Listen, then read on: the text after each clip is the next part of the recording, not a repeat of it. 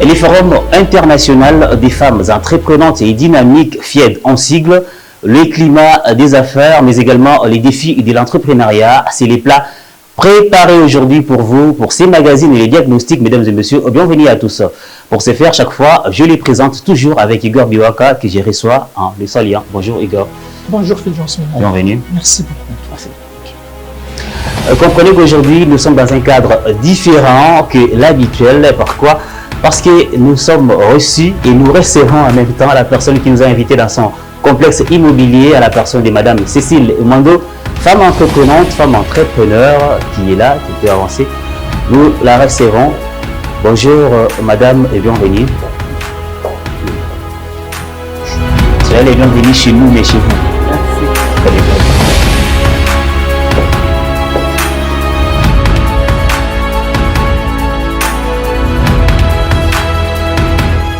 Madame Cécile Mando Boulendo, une fois de plus, bonjour et bienvenue chez nous dans notre magazine Les Diagnostics.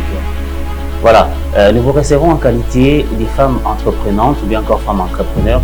Vous entreprenez ici en RDC depuis belle lurette, mais avant, FIED, les forums internationaux des femmes entreprenantes et dynamiques, vos repères, vous étiez dans quoi?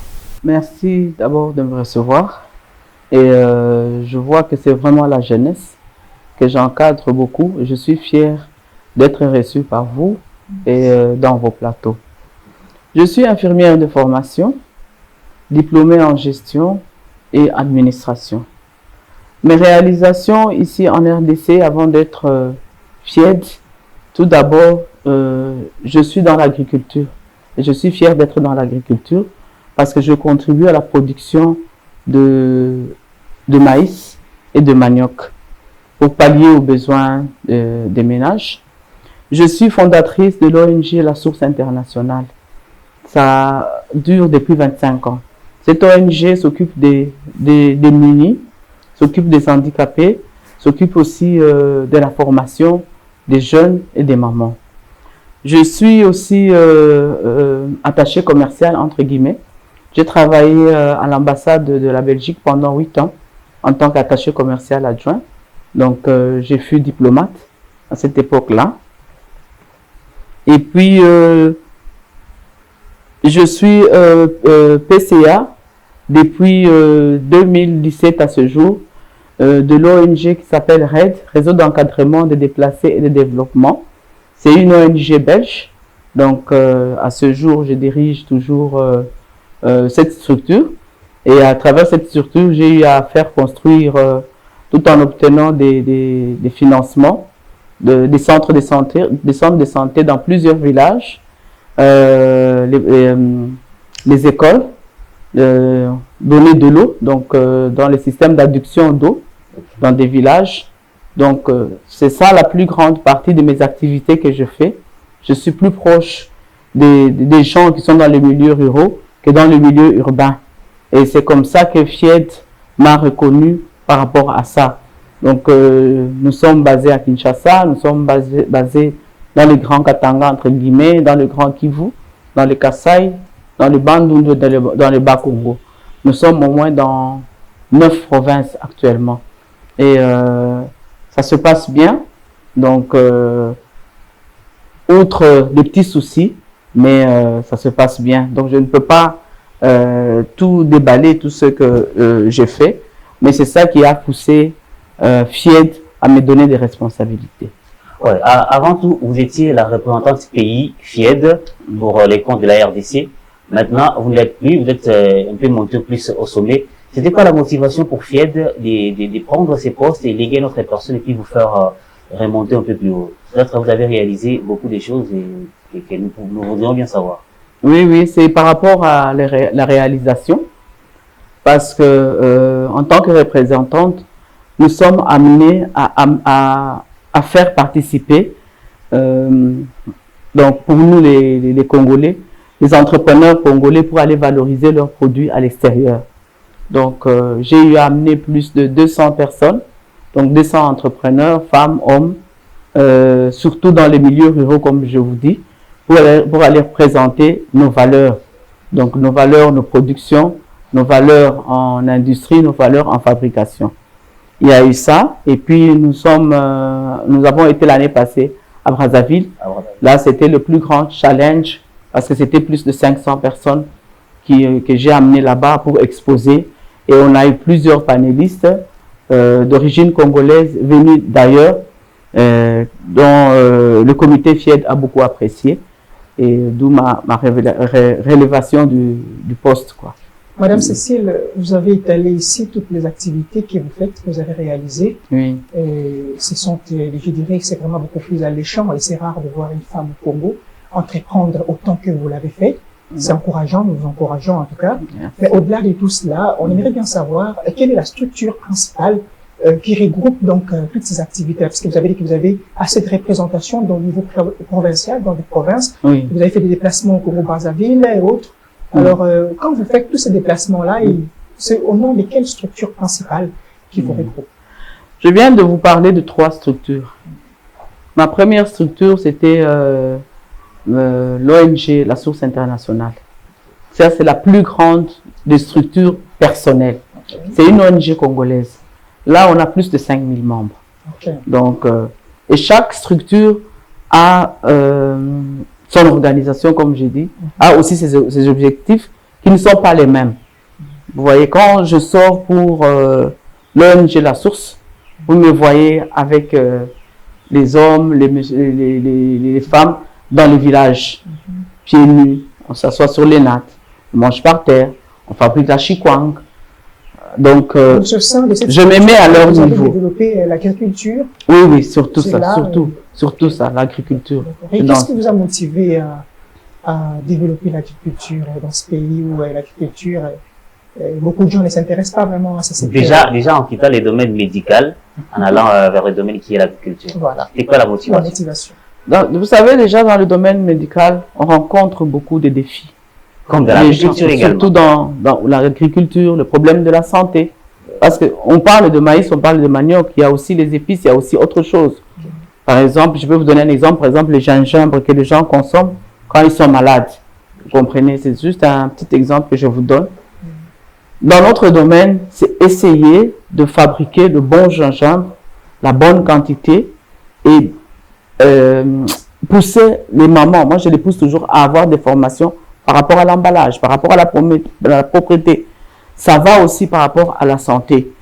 Souvent, les médecins tradis nous prescrivent des produits sans nous dire les effets secondaires, sans nous donner la dose. Alors ça c'est ça qui a commencé, que j'ai commencé par rapport à la source. Alors je me suis dit pourquoi pas? Pourquoi ne pas aussi être dans l'agriculture? Pourquoi ne pas aussi apporter quelque chose dans notre pays? Parce que c'est pas lié aussi aux difficultés alimentaires qu'on a aussi. L'insuffisance alimentaire. Oui, c'est partie du constat sociétal selon lequel beaucoup de gens souffraient d'insuffisance alimentaire. Voilà. C'est ce qui vous a animé en tout cas à entreprendre dans ce secteur-là. Mais est-ce que quand vous avez commencé justement à entreprendre, vous avez d'abord rencontré quels obstacles dans le secteur agricole dans notre pays, bien évidemment? Au début, il n'y avait pas beaucoup d'obstacles parce que ça va faire plus de 20 ans. Okay. Donc, plus ou moins dans les 25, 30 ans. Donc, pas beaucoup d'obstacles parce que, bon, je parle de mon cas, pas des autres cas, j'avais accès au financement. Ah, ok. Vous comprenez? Quand on est partenaire du ministère de l'Agriculture, on avait des semences, on avait des tracteurs, on avait des outillages. Okay. Hein? On nous a encouragés et à l'époque, les terrains coûtaient moins cher. Okay. Vous voyez? Donc, ça m'a vraiment facilité au début. Pour vous dire aussi que, en me déplaçant aussi, j'ai pu avoir un contrat avec l'université de Gand dans ce domaine-là pour avoir la sémence à vie. Donc, au début, on apportait les sémences gratuitement. Okay. Donc, pour dire comme on est en train d'aller vers le moment actuel, c'était plus facile d'amener les produits de l'extérieur vers le Congo, on nous facilitait. Mais maintenant, c'est fini. Parce que vous devez payer comme tout le monde, même si vous êtes ONG.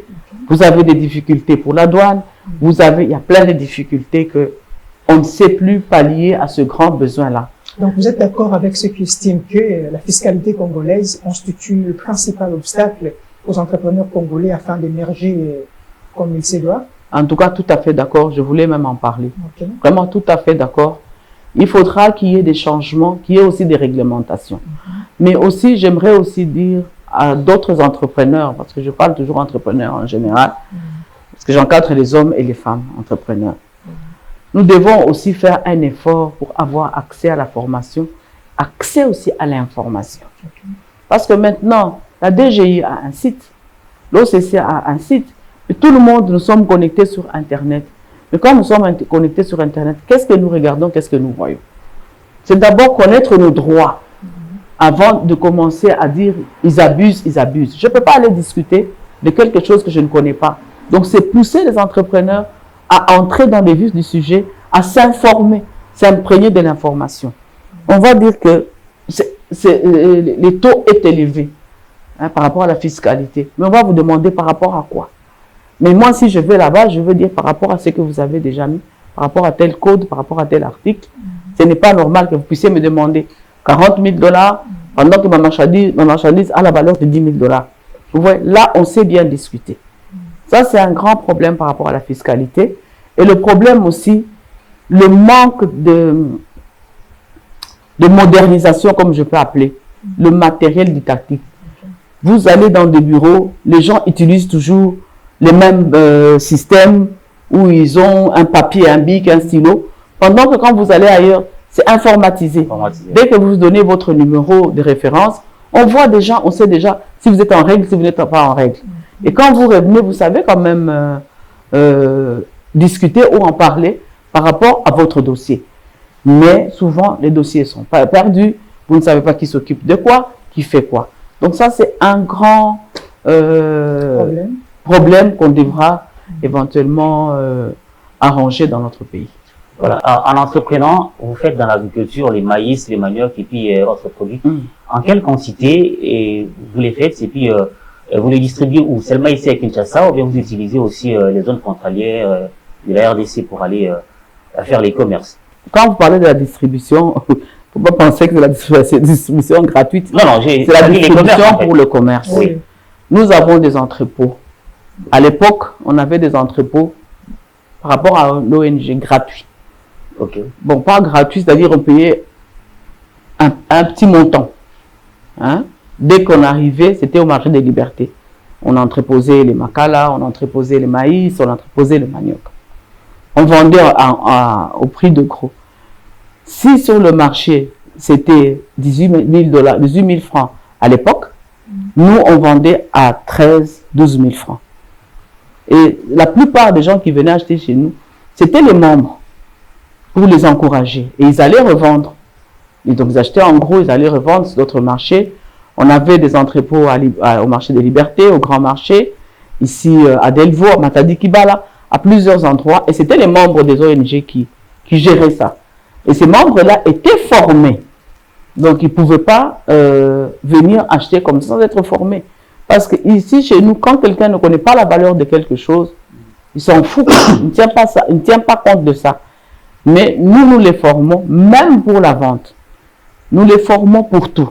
Ça, on avait vraiment cette facilité qu'on n'a pas aujourd'hui. On ne sait plus former. On ne sait plus aller sur terrain. On ne sait plus parce qu'on est buté à beaucoup de difficultés actuellement. Donc, par rapport à mon expérience... Ces difficultés-là, parce qu'on a besoin de savoir... C'est des difficultés possibles. Et puis nous éclairer, est-ce que vous n'avez pas la facilité de prendre vos marchandises, aller les vendre à l'extérieur du pays? C'est aussi important, surtout avec la ZLECA, même si on va y arriver d'un moment à un autre. Oui, on n'a pas... donc, je sais pas. Je parle de l'époque et de... Bon, je vais parler d'abord d'aujourd'hui. Aujourd'hui, le plus grand problème, je vous donne un exemple. Notre plus grand champ se trouve dans les plateaux de Batéké. Okay. Hein, je ne veux pas vous dire le nombre d'hectares, mais c'est très grand. Ce sont les villageois qui cultivent là-bas. Donc, ils ont quand même de quoi manger. Mais c'est là qu'il y a les Mobondo. Ça va faire 3 ans. Donc, le problème sécurité déjà. Voilà, vous avez compris. Problème sécurité déjà. Ça, c'est le premier point. Deuxième point, le moyen de transport. Les routes. Qu'il n'y a pas. Vous voyez. Les voies de dessert agricole. Les routes de dessert agricole, nous, on en a déjà fait plusieurs. Hein, on a déjà même demandé. Maintenant, on n'a même plus accès à ce financement, mais avant, on avait. Parce que les gens voyaient les résultats de ce qu'on réalisait. Donc, on ne retourne même plus vers nous. On retourne, entre guillemets, vers les gens peut-être qui n'ont pas d'expérience. Vous voyez. Donc, on est buté à ce problème-là et aussi le plus grand problème. Parce qu'on était très loin dans la transformation. Je viens de vous parler du manioc. Le manioc, quand il doit être... quand ça doit arriver à la finition pour être la farine de manioc, ça doit passer par plusieurs machines. Ces machines-là sont en panne. Ces machines-là ne fonctionnent plus. Faute d'électricité. Faute d'électricité, ça aussi, c'est un plus grand défaut. Et les maniocs, là, avant de les mettre dans les machines, il faut les nettoyer. Bien sûr. Il n'y a pas d'eau. Vous voyez, donc ça, ce sont des difficultés vraiment très, très importantes. Je ne sais plus aller au plateau, je ne sais plus aller en Tsing. Ils me disent toujours, maman, vous nous avez abandonnés, mais je ne sais pas qui t'est mise à pied. Déjà, pour venir ici, vous avez vu ce que vous avez traversé. Oui. Hein, à pied, pour aller là-bas. Ce n'est pas question d'abandonner, mais c'est question que la structure actuelle nous bloque quelque part, nous les entrepreneurs. La plupart des entrepreneurs sont en train de rencontrer ces défis-là. Le taux d'échange, ça aussi c'est un grand problème par rapport aussi à nous les entrepreneurs. Vous payez le loyer en dollars, vous payez les travailleurs en dollars. Et vous allez acheter la marchandise, je donne un exemple, en francs. Vous m'avez parlé de l'extérieur, d'exporter la marchandise. Oui. Il faut avoir les documents. Il faut être en ordre. C'est important, il faut les faire. On avait déjà commencé. Okay. On avait déjà commencé, comme je vous dis, l'OCC nous avait formés par rapport à l'emballage. Ça, c'est un exemple. Il y a d'autres structures aussi qui nous forment. Comment emballer le produit, comment présenter le produit, comment. Toutes ces mamans-là sont allées là-bas pour la formation. Après avoir fait la formation, vous arrivez là-bas. Même pour exporter, vous avez des difficultés. Alors, qu'est-ce qu'on fait? Donc, si je comprends bien, depuis que la structure existe, vous n'avez jamais exporté vos produits à l'extérieur? Mais si, beaucoup. Okay. Il y a même d'autres mamans qui ont continué, que j'ai formé. La Chikwang, par exemple. Si vous allez en Célé. La Chikwang. La Chikwang. Vous les avez exportés oui. En dehors du territoire national. Alors, comment vous êtes prêt pour emballer ces produits qui aussi ça aussi, l'emballage de la Chikwang. C'est une marque un peu africaine, congolaise, un peu, en quelque sorte. Non, ça a évolué par rapport à l'époque. Parce qu'à l'époque, on amenait la Chikwang telle que c'était. Vous voyez, on les met dans des containers, comme je peux dire, et on expédie. Et pour le moment, ils ont changé de système. Ça doit d'abord être plastifié. Okay. Oui, donc plastifié. Et puis pour que les gens qui sont à l'extérieur voient que c'est la Chikwang originale, maintenant vous mettez les macasses à l'extérieur. Comme ça, là, ils sont confiants. Et de l'autre côté, ils savent que c'est déjà protégé. Protégé des insectes, protégé de l'humidité. C'est ça aussi. Mais ces modèles sur le pays, principalement, comme moi, je ne l'ai encore jamais vu. Bon, même si, en fait, en dehors de ça. Est-ce que vous avez vraiment fait la promotion de ces produits-là? Parce que les gens sont parfois étonnés de voir que la Chikwang, jusqu'à présent, on continue toujours de les conserver à travers les papayotes, etc. Mais si vous parlez, en fait, de la modernisation, même de la conservation de la Chikwang, ça serait beaucoup plus intéressant. On peut également voir la Chikwang dans les supermarchés, par exemple. En dehors, c'est là, est-ce que vous faisiez recours à l'Office congolais des contrôles pour la certification? Parce que pour un produit alimentaire, il faut ce qu'on appelle la date de péremption. Oui. Comment vous faites avec la Chikwang? Bon, la Chikwang, il y a des délais. Okay. Les délais là, je ne saurais pas vous le dire maintenant parce que ce sont des délais à l'interne. Okay. Donc, on forme les cadres, on forme aussi les particuliers. Mais la Chikwang ne peut pas aller au-delà de 3 mois entre nous. Ne peut pas aller au-delà de 3 mois. Même si vous la plastifiez, donc ça ne peut pas... Non, parce que ça doit passer. D'abord, vous allez sous douane, ça part par bateau. Okay. À moins que vous le transportez par cargo. Vous voyez, par cargo, c'est différent. Ça dépend de la personne qui va aller la conserver de l'autre côté. Mais vous, ici, vous êtes couvert. Mais si ça doit partir par bateau, il y a des normes. Okay. Vous voyez. Je suis tenté de savoir si la production de cette Chikwang-là, vous l'avez arrêtée. Ou c'est la Chikwang, je vois. Non, la production, votre production à vous, là. On n'a pas arrêté totalement. On est toujours buté par rapport au financement. Okay. On a frappé à plusieurs portes. Nous en sommes arrivés à un système où on voulait avoir la même quantification. C'est-à-dire quoi? C'est-à-dire, ta chikwang, elle est 200 grammes, elle restera 200 grammes. Ta chikwang, elle a telle forme, elle restera telle forme. Ta chikwang, elle est emballée de cette façon, elle restera emballée de cette façon-là. Ce sont les moyens. Nous sommes butés aux moyens. Vous avez frappé à la porte des FOGEC, par exemple? Par exemple, Non, il ne faut pas me citer une, deux, trois structures, mais plusieurs structures. Plusieurs structures Plusieurs du ministère de l'EPME. Plusieurs, je connais, je vous dis que je suis dans ça. Donc, plusieurs structures. Au contraire, il y a d'autres structures qui essaient de faire ce que vous demandez, mais qui échouent. Parce que ce n'est pas leur vision, c'est votre vision. Vous voyez. Je ne parle pas seulement de la chikwang. Je parle du piment, par exemple. Le piment, oui. Bientôt, on va commencer avec le poivre. Parce qu'on a constaté que ici au Congo, on consomme beaucoup de poivre. Mais le poivre vient d'où? Si moi, je veux avoir le meilleur poivre, je vais acheter dans X alimentation parce que ça vient de X pays. C'est ça que... C'est pas ça vient d'où? Moi, je trouve non, je ne peux pas citer. De l'extérieur. De l'extérieur. Donc, notre souci à nous, moi et les autres femmes entrepreneurs, notre groupe, nous voulons en arriver à un point où nous devons consommer congolais. Nous avons les terres qui produisent. Je vous parle par exemple du plateau de Batek. 365 jours sur 365 jours, il pleut. Oui. S'il ne pleut pas, il y a la rosée, il y a quelque chose de toute façon qui va couvrir. Donc, on peut planter. On peut faire de telle sorte qu'on ne dépende pas de l'extérieur, mais qu'on dépende de nous-mêmes. Mais pour en arriver là, on est buté à plusieurs difficultés. Parce que le problème aussi chez nous, c'est la concurrence. Elle, pourquoi pas moi? Alors si... La concurrence entre les producteurs locaux et les expatriés. Locaux, surtout les producteurs locaux. Nous cherchons à nous mettre, à avoir des solutions pour se mettre ensemble.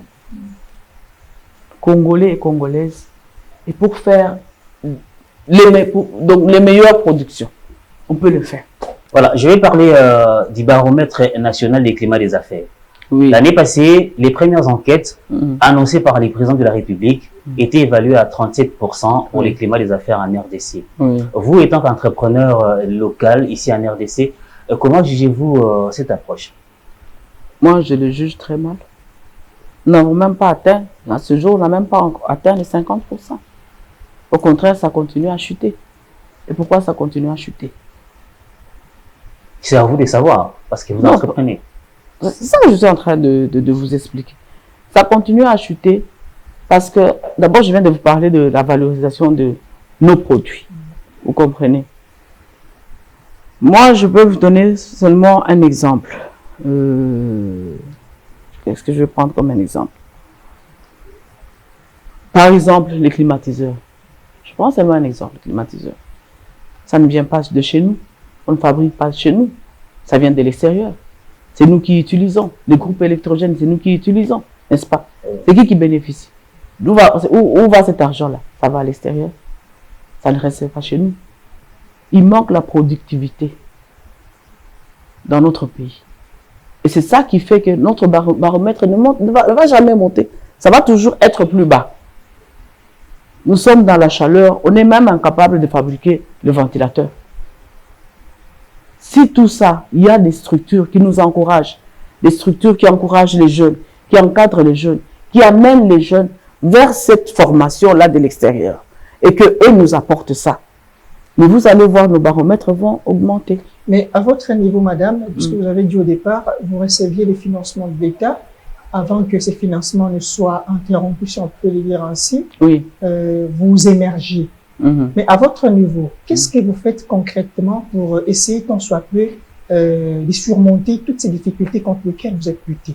Qu'est-ce que vous essayez quand même de faire? Puisque vous avez annoncé ici qu'il s'impose un problème de concurrence entre vous, entre les producteurs locaux. Est-ce que n'avez-vous pas en fait une idée ou encore une insinuation de vous regrouper en des structures pour vous rendre beaucoup plus fort afin de vaincre tous ces problèmes contre lesquels vous êtes lutté? On a déjà commencé plusieurs structures. On a déjà commencé plusieurs structures. Le problème aussi, c'est la qualité. Dès qu'on commence une structure, on voit même dans des petits groupes WhatsApp, On ne suit plus les mêmes objectifs. Ok. Nous sommes dans autre chose. Donc le problème alors, c'est le problème d'homme. Donc d'abord d'homme. Voilà. Oui, le reste va suivre. Mais nous aussi, on se bat pour lutter contre ça. En disant, on ne va pas demeurer dans ça. Ok. Moi, je n'ai pas personnellement constitué un groupe. Non. Le groupe que je voudrais moi constituer, que ce soit vraiment un groupe avec des objectifs précis pour aller de l'avant. Vous allez vous retrouver dans un groupe, on vous parle du pasteur. Vous allez vous retrouver là où il y a l'entrepreneuriat. Ah, aujourd'hui, soyez bénis. Mais nous sommes déjà bénis. Si aujourd'hui on se réveille, on discute là, on se voit, on parle, nous sommes déjà bénis, n'est-ce pas? Oui. Alors parlons d'entrepreneuriat. Parlons comment on va avancer avec la chikwang, comme on vient de dire. Avec le piment, comme on vient de dire. Avec le kikanda. Vous connaissez le kikanda? Vous ne connaissez pas? C'est une saucisse végétale qu'on fabrique à Lubumbashi, qu'on commence maintenant à exporter vers les États-Unis. Qu'on mange comme le chikwang. Donc c'est une saucisse végétale comme le jambon. Par exemple, on mange avec dans le pain. Donc, pour vous dire que nous sommes en train d'évoluer, en train d'avancer. Quand je vais au Kivu, par exemple, on me parle de machanja. Le machanja, là, c'est genre fromage fait à base de lait, hein, que les gens mangent. Ouais, donc, moi, je serai dans le groupe avec ces gens-là pour voir ensemble comment on va avancer, comment on va. Parce que vous organisez des colloques entre vous, entrepreneurs. Des forums. Des forums, oui, pour savoir qui évolue dans quoi et qu'est-ce que vous préfère pour épauler l'autre. Et puis, qu'est-ce que vous faites pour ceux qui sont membres peut-être de vos associations et qui ont les savoirs mais qui n'ont pas les moyens financiers? Bon, ça c'est un peu difficile de le dire parce qu'on ne peut pas promettre aux gens quelque chose qu'on n'a pas. Vous voyez, moi je viens de vous dire qu'on essaie de se mettre ensemble pour voir comment est-ce qu'on va aller vers ceux qui ont les financements, pour nous accorder des financements et pour faire quelque chose. Moi, d'après mon expérience, les gens qui sont tout autour de moi, j'ai des femmes qui ont des imprimeries, des femmes qui sont dans le pétrole.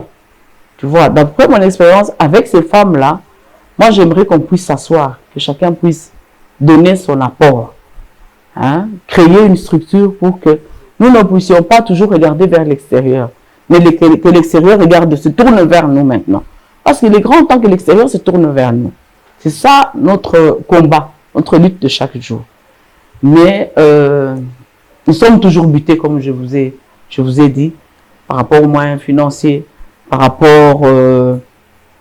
je dirais également l'organisation entre vous, puisque vous n'êtes pas assez organisé pour pouvoir mettre fin à tous ces obstacles-là. Moi, je ne peux pas dire qu'on n'est pas assez organisé. Parce que vous dites ici que vous organisez beaucoup de forums. Mais on organise des forums. L'importance d'organiser assez de forums tant que vous n'arrivez toujours pas à trouver une piste de solution pour vous permettre à sortir tant soit peu de cette crise-là qui vous gangrène. Vous savez, quand on a des objectifs à atteindre, on ne se décourage pas. Dans ces forums-là, ce sont les formations. Je ne peux pas vous montrer les vidéos aujourd'hui, des témoignages. Il y a beaucoup de témoignages, beaucoup de gens qui ont évolué dans ça. Nous sommes en train d'aller vers cette organisation. Chaque jour, on avance. Chaque jour, on avance. Donc, tel que j'étais dans ce forum, je ne serai pas la même dans l'autre forum. Et puis, je ne peux pas aller dans n'importe quel forum. Donc, si aujourd'hui, on me parle l'autonomisation de la femme, mais c'est depuis des années que je suis. Cette autonomisation de la femme. Je veux voir le fond qui va m'apporter. Mais si je vois qu'il n'y a rien qui va m'apporter, je ne vais pas y aller. Mais si c'est quelqu'un que je connais, qui a fait ce forum, je vais aller vers la personne, lui dire, est-ce qu'il n'y a pas moyen de changer un peu de thème et de sujet parce que ça revient toujours et on n'avance pas. Si en termes de proportions, vous voulez partager les responsabilités entre l'État, parce que vous avez dit que l'État également serait fautif, entre autres, pas parce que il y a beaucoup trop d'obstacles que, à son niveau, il n'arrive pas à relever pour que vous puissiez émerger amplement. Mais aussi, de l'autre côté, il y a des entrepreneurs eux-mêmes aussi qui n'arrivent toujours pas à mettre ensemble une vision commune, monolithique, qui vont vous permettre, n'est-ce pas, d'aller de l'avant. Si en termes alors de proportions, vous voulez partager les responsabilités, combien en pourcentage, l'État aura sa part de responsabilité dans ces qui constituent l'État congolais. L'État congolais, bien évidemment. 80%. 80%. Vous accusez l'État. Non, en fait, vous aurez que 20% de responsabilité. Oui. Qu'est-ce qui le justifie? Mais je viens de vous expliquer tous ces manquements-là. Tous ces manquements-là. Je vais vous donner un... Bon, je ne veux pas... Sans pourtant vous interloquer avant que vous puissiez dérouler votre idée. Moi, j'ai comme l'impression que les entrepreneurs congolais sont beaucoup plus plaintifs. En lieu et place de chercher des solutions pragmatiques. Ça n'engage que moi. Alors, je vous laisse parler. Je vais vous dire quelque chose peut-être qui va vous étonner. Moi, nous, ça ne nous étonne plus en tant qu'entrepreneur. Vous êtes venu chez moi, vous m'avez demandé l'heure à laquelle je vous ai donné l'heure, on s'est mis d'accord, on a commencé à l'heure. Vraiment, ça c'est l'heure normale qu'on a commencé. Vous avez rendez-vous dans un ministère, dans un gouvernement, je ne sais pas, chez un financier congolais. Il vous demande d'être là à 9h. Il est 13h. La secrétaire vient vous annoncer qu'il est en réunion et n'a pas encore fini.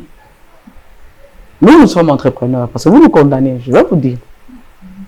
On s'est dit, tiens, en fait, on a pris toute la journée. Parce qu'on a un rendez-vous dans ce milieu-là. Toute la journée. Moi, personnellement, j'annule tous mes rendez-vous. Prends mon mal et patience, j'ai mon ordinateur, je gère d'autres rendez-vous en attendant, hein, online. Il est 17h.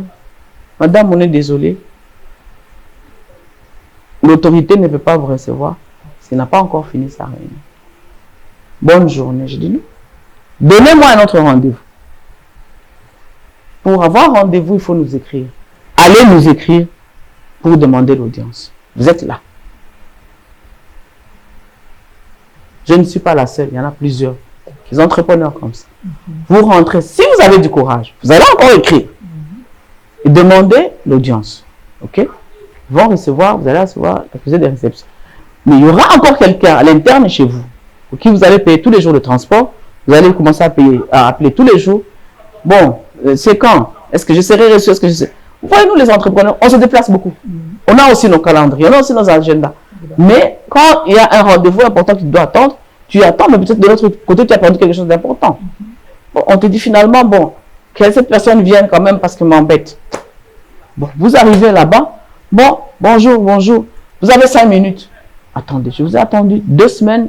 Vous voyez ce qui fait que vous vous dites que nous sommes plaignants. Ce ne sont pas des plaintes, ce sont des constats. Okay. Alors, à un certain moment, on est fatigué. Parce qu'on va nous appeler, on nous appelle en disant, venez, on va parler d'un sujet par rapport à l'investissement, par rapport à ceci. Les investisseurs vont arriver de, je ne sais pas, de la Belgique, de la France, de je ne sais pas de quel pays. Dernièrement, on a vu aussi le chef de l'État qui a parlé avec des investisseurs français dans le domaine de la santé, dans le domaine de l'agriculture, tout ça. Nous suivons, c'est pas que nous suivons l'actualité. OK? Bon, maintenant, quand ces investisseurs vont venir, on va faire appel à nous. Vous allez parler, vous allez discuter, vous allez échanger et tout. Et puis, ça se limite à ça. Il n'y a plus de suite. Il n'y a plus de suite. La suite revient à qui? Ça revient à vous? À l'autorité qui a fait appel à nous. Est-ce que vous n'avez pas les coordonnées de la personne, en fait, l'investisseur on a les coordonnées, on a tout. Qu'est-ce qui vous manque d'aller vers l'investisseur directement au lieu de passer Je vais aller vers l'investisseur directement, ce n'est pas moi qui ai invité l'investisseur. Vous comprenez? Avec l'investisseur, on va échanger les cartes. Mais si on présente à l'investisseur quelqu'un de plus, allez, je dis, pas valorisé, entre guillemets, que moi, il va aller vers cette personne-là. Mais cette personne-là n'a pas été à la table de discussion, n'est pas dans le domaine. Alors, vous voulez que nous, les entrepreneurs, qu'on dise quoi? Qu'on rigole? Parce que vous nous dites que nous nous plaignons. Mais c'est ça, nos plaintes. Alors, puisqu'elle était une grande part des responsabilités, en bref, qu'est-ce que vous demandez à cet État congolais pour qu'il puisse en tout cas vous accompagner dans ce sens-là? Qu'est-ce que vous recommandez comme exigence première? Surtout sur les plans de la douane. Ce plan de la douane, là, on risque de confisquer mes marchandises là-bas. Bon, je rigole, ça c'est entre guillemets. Okay. Au fait, moi j'ai bien dit, il faudra qu'il y ait des structures. Dans ces structures-là, il faudra que nous puissions tous les Congolais être informés. Je viens de le dire ici. Que ma marchandise à la douane, hein, c'est autant. Dans ma tête, je sais que là où je vais aller, c'est à ma table d'ici, c'est où je vais payer 1000 $. N'est-ce pas? Okay. Je passe par tel. Ils doivent réorganiser. La douane doit être réorganisée. Okay. Et étant réorganisée, informatisée, tout ce que vous voulez. Et ça va aller. Parce que si on fixe en disant pour un véhicule, pour dédouaner par exemple un véhicule, c'est 1000 $. Ben, je ne vais pas aller discuter là-bas. Mais si tu arrives là-bas, on commence déjà à parler de 10 000. Bon, comme tu es une dame, bon, on peut discuter. À la douane, on peut aussi discuter. Bon, arrivons à 5 000. Parce que moi, je veux prendre au sérieux. Non. Alors, vous comprenez? Bon. Quelqu'un d'autre arrive là-bas, pour lui, peut-être les 10 000, c'est rien. Parce qu'il sait ce qu'il est en train de faire passer. Moi, je ne sais pas. Il donne tout de suite 10 000. Mais toi, autochtone, tu restes là en train de discuter, en train de pleurnicher, parce que tu sais que dans cette marchandise, tu ne vas pas gagner beaucoup. C'est peut-être ça, ce que vous me demandez, qui était peut-être mes bénéfices, qui vont se terminer par la douane. Et à la fin, c'est la faillite. Alors, ce que vous demandez concrètement au gouvernement pour vous accompagner, qu'est-ce que vous lui demandez vraiment de manière un peu globale? Réorganiser les structures. Vraiment les réorganiser de A à Z. Organiser les structures de A à Z. Voilà. Nous avons le ministère de l'entrepreneuriat. Oui. Ça fait combien d'années qu'il existe, ce ministère-là? Plusieurs temps. Pour moi, ça n'a rien à changer. Mais actuellement, j'ai vu les fonds de garantie, les FOGEC, si je peux le dire, qui octroient peut-être des crédits aux entrepreneurs. Et il y a des conditions à remplir et c'est sélectif. Comment ça s'est fait déjà? Est-ce que vous avez déjà peut-être essayé de frapper à la porte? Je n'ai pas essayé parce que moi, les microcrédits, les crédits là ne m'intéressent plus. Pour le moment, je vous ai parlé de l'agriculture. Je suis aussi dans la restauration. Vous voyez, j'ai un restaurant, je suis dans les services traiteurs parce que quand on cultive, il faut que quelque part on consomme. Oui. Au moment où je vous parle, les congélateurs sont foutus. Pour l'électricité. L'électricité. Les ampoules ont sauté. Pour l'électricité. Vous comprenez? Alors, si j'ai été prendre un crédit, je vais aller le rembourser comment? C'est bien de prendre le crédit, mais il faut aussi, c'est pour ça que je dis, nous quand on donnait les crédits en tant que ONG La Source, au marché, on les donnait au marché, aux femmes de marché, les femmes, les démunis là. Mais je veux voir si tu es capable de rembourser. Aujourd'hui, je peux te dire, je suis capable de rembourser parce que j'ai autant par jour. Mais demain, ça ne sera pas la même chose. Parce que les deux congélateurs sont foutus, il faut les réparer. Les ampoules qui ont sauté, il faut appeler. Et puis, voilà un autre sujet. La SNEL. On ne sait pas qui est agent de SNEL et qui ne l'est pas. Qui est engagé à la SNEL et qui n'est pas engagé à la SNEL. C'est le téléphone. Ah, moi, je connais quelqu'un. Quand la personne passe, c'est peut-être pour arranger ou peut-être pour abîmer. Vous voyez. Donc, c'est ça que je suis en train de dire. Toutes ces structures-là doivent être réorganisées. Qu'on nous dise, que nous puissions avoir une liste là, hein, en disant, tel est PDG, tel est chargé de ceci, tel est chargé de cela. Dans votre commune, vous avez votre responsable, c'est tel. Vous savez aller voir le responsable et le responsable se soucie de vous. Parce que parfois, quand vous allez voir un responsable, ici, on les appelle les DDK. Les DDK, oui. Vous allez le voir là-bas, dites, bon, tel, bon, lui-même ne connaît pas. Ah, ce sont des journaliers. Écoutez, moi j'ai une grosse panne pour m'envoyer un journalier. Oui, ce sont des petites choses. Moi, je ne veux pas entrer dans leur casserole, comme je peux dire. Mais ce sont des exemples que je donne pour dire que ça doit se régler à tous les niveaux. Je n'encourage pas aux gens de prendre le crédit. Non. Madame Cécile, au-delà de cette peinture sombre que vous présentez de l'entrepreneuriat en République démocratique du Congo, je suis tenté, puisque je souris derrière, je suis tenté de savoir qu'est-ce qui marche.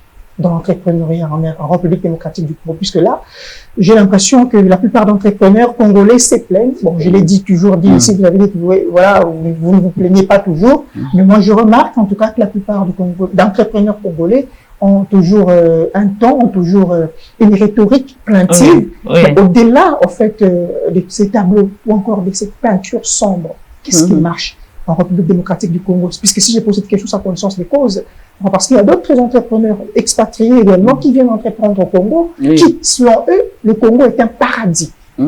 Alors, qu'est-ce qui fait en sorte qu'il y ait cette ambiguïté, cette ambiguïté entre la réalité d'entreprendre ou encore des entrepreneurs expatriés qui viennent entreprendre, investir en République démocratique du Congo, et nous-mêmes, Congolais, qui entreprenons de manière aussi cacophonique? Bon, moi, je vais vous dire une chose. Donc, par exemple, l'exemple de la Chine, l'exemple des pays que je connais, La plupart des Chinois, avant de venir ici, ils ont le financement de leur pays par rapport à tel autre projet pour venir émerger ici. Ces gens-là ne viennent pas sans argent dans notre pays. Donc, ils ont déjà un plus par rapport à nous. Vous comprenez? C'est comme ça qu'ils viennent, qu'ils s'installent, qu'ils ont des facilités, qu'ils amènent leurs frères, qu'ils amènent tout ce que vous voulez. Allez par exemple en Tanzanie. En Tanzanie, moi si je vais là-bas, je ne peux pas être PDG de mon entreprise. Il faut que ce soit un Tanzanien. Vous comprenez? Donc eux déjà vous obligent à utiliser les autochtones. Parce que moi quand je vais là-bas, en tant que Congolaise, ils savent que peut-être que je n'ai pas assez d'argent. Peut-être que je vais faire un projet qui ne va pas durer, qui ne va pas aider leur pays. En somme, valoriser les entrepreneurs locaux. C'est ça que ici, chez nous, nous ne sommes pas protégés. Vous comprenez? Nous, les entrepreneurs, ne sommes pas protégés. Et c'est comme ça que la plupart des gens ont commencé ils ont chuté. Je vous ai donné seulement un exemple. Nous ne produisons plus de maïs. Nous ne produisons plus de manioc à cause de l'insécurité. L'élevage non plus à cause de l'insécurité. Tous les petits. Bon. Maintenant, qu'est-ce qu'on fait? On va pas croiser les bras. Vous comprenez? On pense à autre chose qui peut produire. Comme je vous parle, dans la restauration. Aussi, nous sommes butés à ces difficultés-là. Mais, c'est en étant ensemble, comme je vous dis, qu'on essaye encore de créer des structures plus fortes pour que nous puissions avoir l'habitude aussi de nous associer. C'est ce qui nous manque aussi chez nous, les entrepreneurs congolais. On aime travailler en particulier et quand on chute seul. Alors, nous sommes en train de chercher à créer cette force-là pour éventuellement pouvoir nous associer, être des associés dans ceci, dans cela. Créer des partenariats entre nous d'abord, avant de penser à aller vers l'extérieur. Et c'est ça que nous sommes en train de faire pour faire avancer les choses. Donc, d'ici l'année prochaine, si on se voit encore, on se parle encore, ça ne sera plus la même chose. On aura une autre force. Voilà. Madame Cécile, nous sommes en train de citer, mais avant tout, on aimerait parler un tout petit peu de la zone de libre-échange africaine, la ZLECAf. Vous qui entreprenez, vous faites les commerces et tout ça. Qu'est-ce que cette zone apporte dans votre domaine? Dans notre domaine, tout d'abord, bon, j'aurais voulu qu'on puisse éliminer certaines barrières vis-à-vis de l'exportation et de l'importation par rapport à nos voisins. Je viens de donner un exemple ici. On est déjà dedans, sans le savoir. On est déjà dedans. Nos voisins ont des facilités pour amener leurs produits ici. Mais nous n'avons pas de facilités pour amener les produits chez nous. Pourquoi? On vient de parler un exemple de la chikwang. On peut continuer dans cet exemple-là. Moi, je peux avoir ma chikwang, je la fabrique aujourd'hui. Je vais amener ma chikwang à Louf, c'est Louf. Je vais amener ma chikwang à Louf. Avant que ma chikwang arrive à Louf, il se pourrait qu'elle soit déjà détériorée. Les conditions. La libre-échange, c'est aussi les conditions. Nous permettre aussi à nous d'être dans de bonnes conditions. On n'est pas dans de bonnes conditions pour échanger avec nos pays voisins. Je vais arriver là-bas, je vais faire une semaine où il y a un camion qui est en panne à Bas-Congo, qui fait une semaine là-bas. Moi, j'ai mes produits sur au bord de la route. Les routes sont vraiment mauvaises, comprenez. Mais par contre, eux, ils ont plus de facilité parce que c'est juste à la frontière. Qu'ils échangent juste à la frontière. Mais nous, ça doit venir de loin. Quelqu'un vient du Bas-Congo, du Bandundu par exemple, il doit traverser Kinshasa, il doit traverser. Si on pouvait avoir des bateaux, on peut appeler des navires comme vous voulez, on pouvait avoir des chemins de fer, on pouvait avoir les moyens d'avoir des facilités des cargos, par exemple. Le transport aussi, c'est un grand problème, un grand challenge pour nous, les Congolais, par rapport à la libre-échange.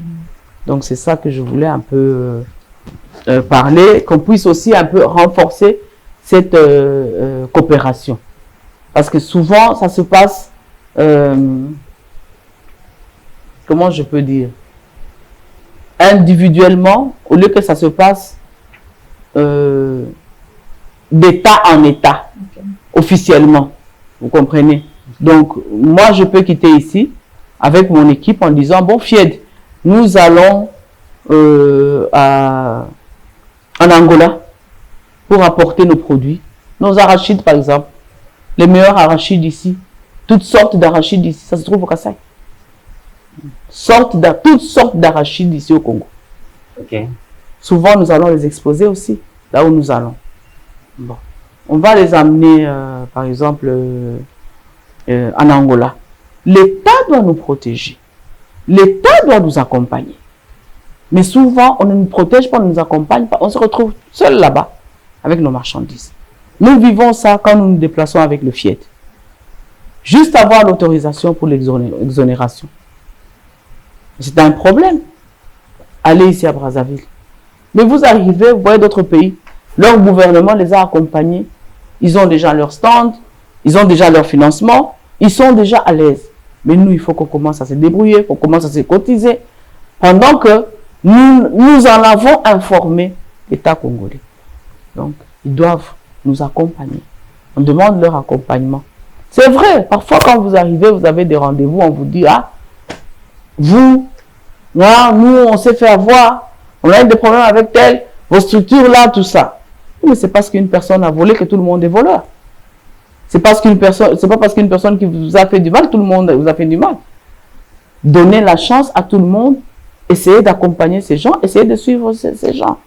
D'ailleurs, j'en profite aussi pour éventuellement remercier aussi Madame Toulouka, qui nous avait accompagnés pour le FIED de Brazzaville. Elle nous a accompagnés, elle a été présente. Nous la félicitons aussi, parce que d'ici là, on aura l'occasion d'aller la féliciter et de la remercier aussi de vive voix. Voilà des initiatives, voilà des gens qui ne vous connaissent pas, mais qui disent, bon, je vais essayer de vous accompagner. Essayez de nous accompagner, vous allez voir les résultats. D'où FIED nous a fait confiance. Aujourd'hui, je suis vice-présidente internationale de FIED, chargée de la mobilisation pour l'Afrique centrale et de l'outre-mer. C'est une fierté pour le Congo, c'est une fierté pour notre pays, mais on n'est pas accompagné.